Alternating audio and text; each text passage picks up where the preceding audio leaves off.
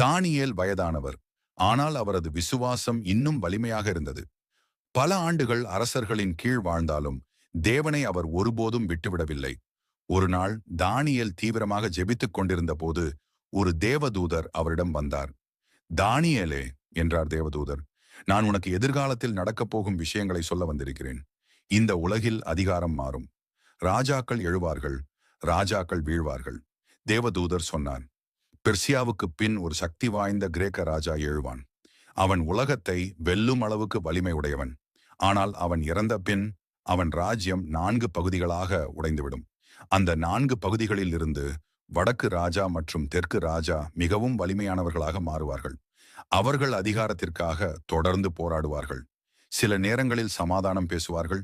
சில நேரங்களில் அரசியல் திருமணங்களாலும் ஒப்பந்தங்களாலும் அமைதி உருவாக்க முயற்சி செய்வார்கள். ஆனால் உண்மையான நேர்மை இல்லாததால் அமைதி நீடிக்காது.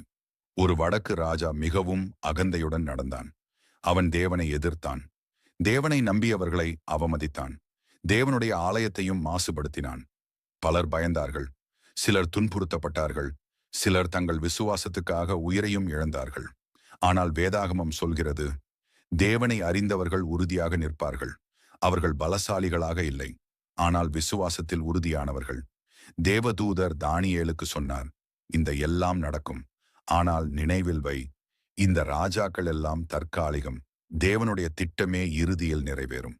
இந்த செய்தி தானியேலுக்கு தைரியம் கொடுத்தது. எதிர்காலம் குழப்பமாக இருந்தாலும் தேவன் கட்டுப்பாட்டில் இருப்பதை அவர் அறிந்தார். இளைஞர்களுக்கான பாடம்: உலக அதிகாரம் மாறிக்கொண்டே இருக்கும். அகந்தை மனிதனை வீழ்த்தும். உண்மையான வலிமை விசுவாசத்தில் இருக்கிறது. தேவனை நம்பி நிற்பவர்கள் ஒருபோதும் தோல்வியடைவதில்லை.